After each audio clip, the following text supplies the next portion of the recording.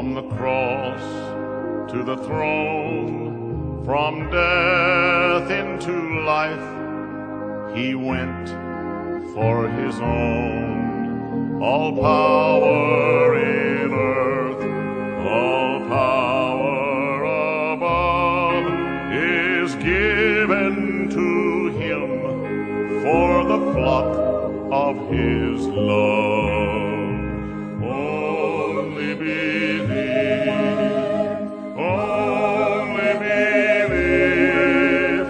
all things are possible. Only believe. E a graça, a paz e a misericórdia de nosso Senhor Jesus Cristo esteja com cada coração. Deus os abençoe. Estamos mais uma vez com a nossa programação Lendo, Meditando e Orando, programação que vai ao ar de segunda a sexta às 8 horas da manhã. E hoje nós vamos ver as lições do capítulo 5 do livro de Êxodo. Eu aconselho você a ouvir as outras programações para que você possa ter o cenário completo deste capítulo. Mas a primeira lição que nós aprendemos no livro de Êxodo, capítulo 5, é sobre a resistência à mudança.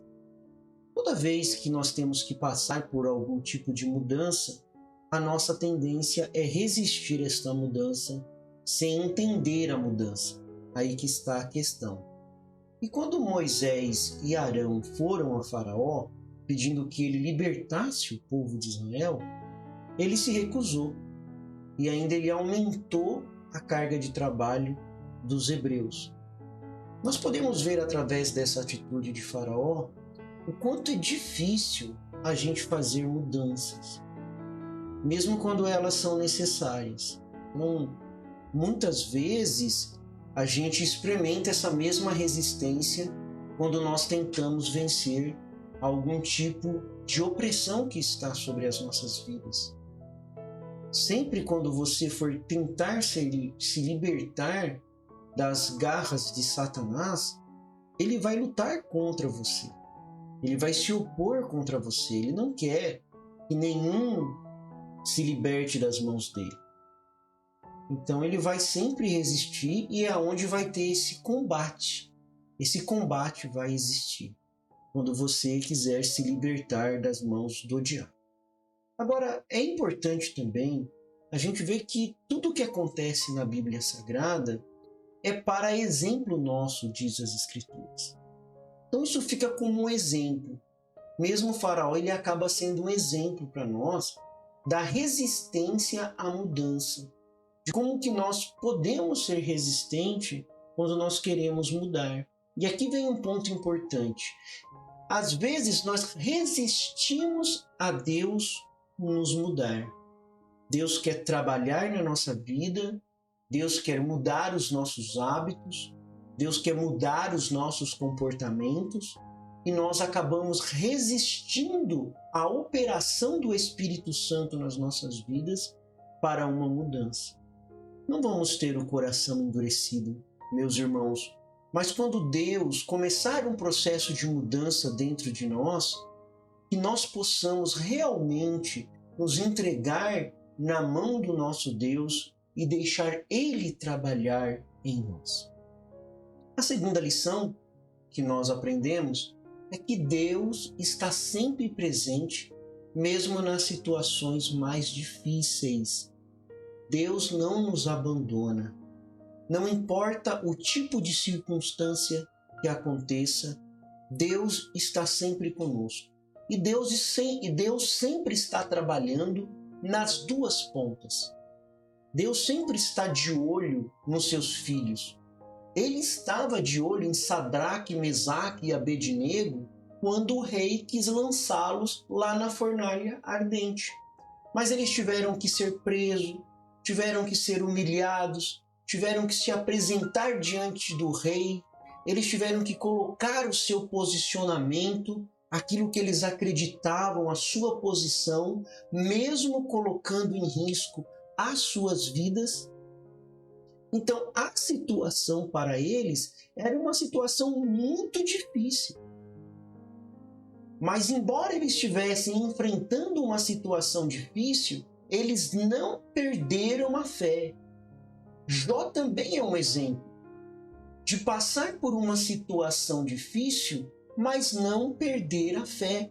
Por quê? Eles tinham consciência que mesmo naquelas situações difíceis, Deus estava presente com eles. Irmãos, mesmo numa situação difícil que você está enfrentando ou que você vai enfrentar, lembra-se disso. Deus está presente em todas as circunstâncias da sua vida. Então, olhando ali, os israelitas, eles tinham enfrentado muita adversidade. Eles já tinham sofrido com a morte dos seus filhos, estavam sendo chicoteados, estavam sobre uma opressão muito grande. Mas Deus estava presente, trabalhando ali nos bastidores, preparando o povo, preparando Moisés, criando todas as circunstâncias necessárias para ele operar o seu poder. O tempo de Deus sempre é o tempo certo. Lembre-se disso. O tempo de Deus sempre é o tempo certo. Deus não atrasa, Deus não adianta, Deus age na hora certa. Então Deus estava já trabalhando nos bastidores para socorrer os seus filhos. Ele enviou Moisés e Arão para ajudar a libertar o povo, e ele continuou protegendo, mesmo quando a situação foi piorando. Nós vimos que ao longo do capítulo 5 a situação foi piorando. O faraó falou, não, eu não vou deixar ir o povo. Ele aumentou a carga de trabalho, chamou eles de desocupados, e a coisa foi só apertando cada vez mais. A terceira lição é que lutar pelo que é certo pode ser doloroso. Sim, não há vitória sem luta. Se tenho que vencer, tenho que lutar. Esforça a minha coragem, Senhor. Esta frase é do profeta de Deus para esta era, William Marion Branham.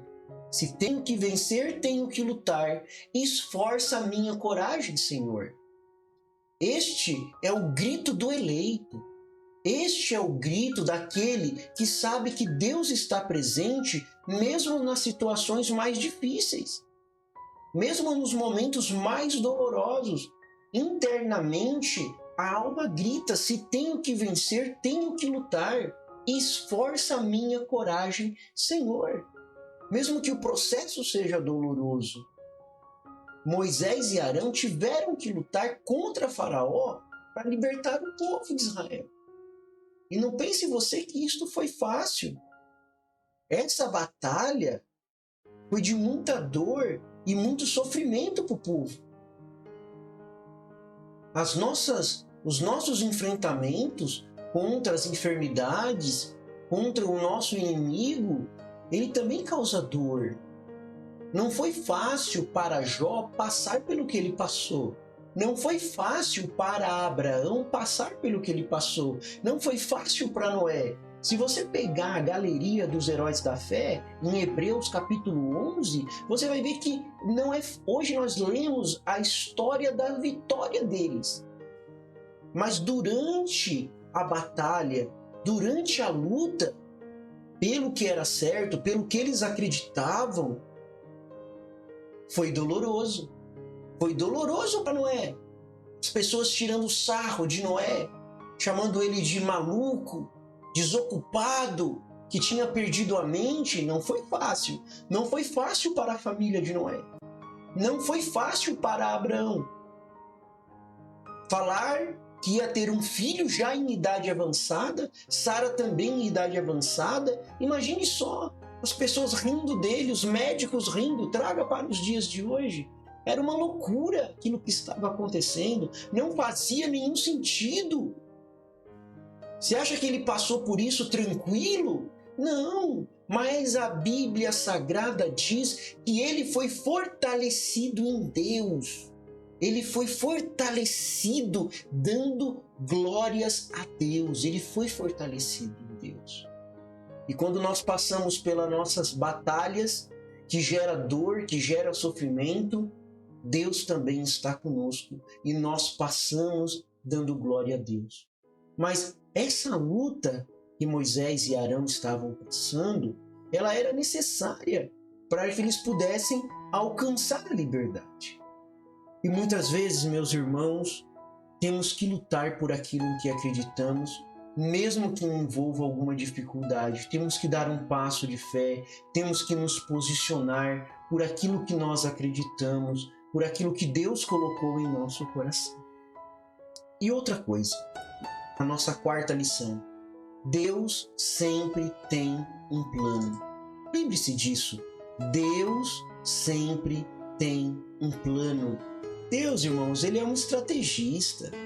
Você acha que Deus iria simplesmente colocar os seus filhos jogados por aí?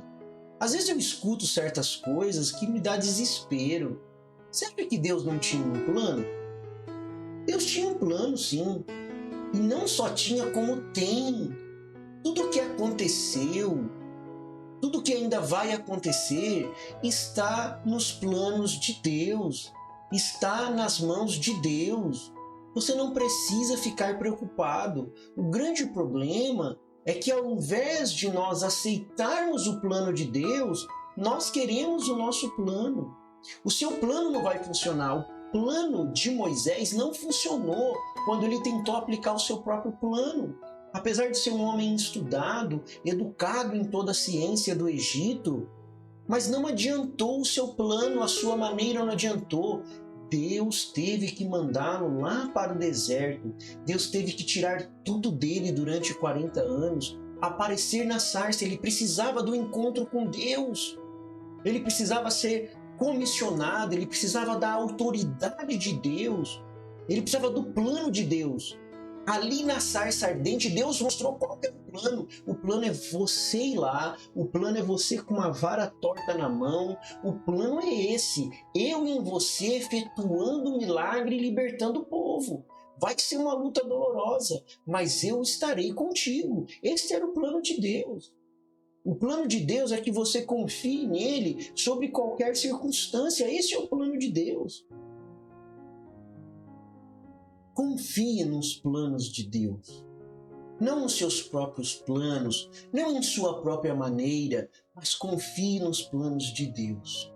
Então, embora aqueles israelitas eles não vissem isso naquele momento, porque é difícil quando você está dentro da circunstância, dentro da situação, você enxergar ela.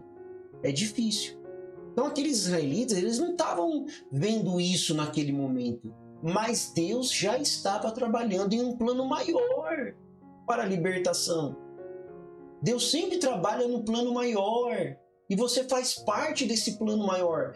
Porém, você tem que ter esta consciência. Ele tinha um propósito maior do que apenas tirá-los da escravidão no Egito. E esse propósito, meus irmãos, acabou sendo revelado mais tarde. Nós vamos ver ao longo da história do Êxodo. As pragas que Deus mandou, o anjo da morte.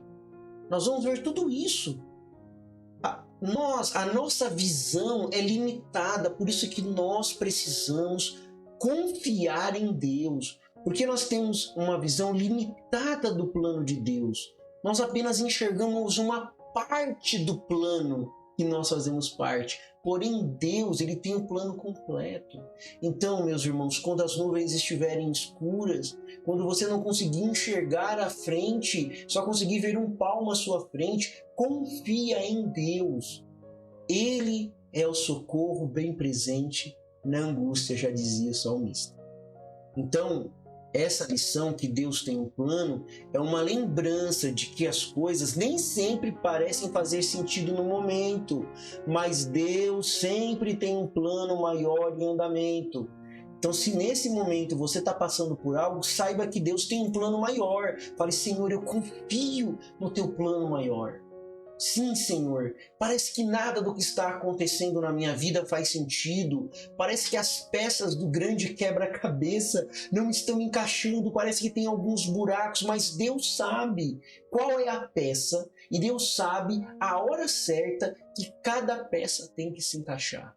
Mas nunca nada vai poder parar o plano de Deus, porque Deus sempre tem um plano maior em andamento. Então você pode tomar essas lições na sua vida. É importante você lembrar que a mudança pode ser difícil, mas ela é necessária. Você tomar um posicionamento pela palavra, um posicionamento de amar ao Senhor Jesus Cristo de todo o teu coração, de toda a tua alma, e que você, durante esse processo de tomar uma posição por Cristo, você vai enfrentar resistência, você vai enfrentar dificuldade, mas não significa que essas resistências e essas dificuldades, que Deus não está presente, porém Ele está presente com você.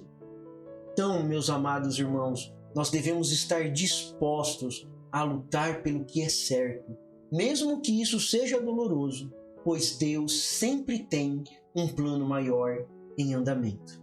Amado Pai Celestial, muito obrigado, Senhor Jesus Cristo, por Tua Palavra. Senhor, como nós aprendemos tanto com a Tua Palavra.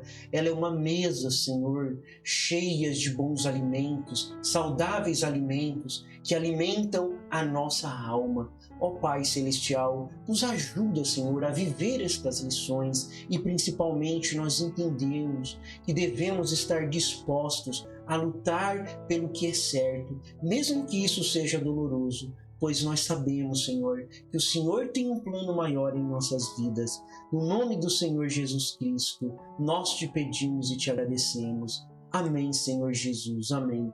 Deus os abençoe, Deus os guarde. Até a próxima programação, se Deus assim nos permitir, já com a introdução do capítulo 6 do livro de Êxodo. Deus os abençoe.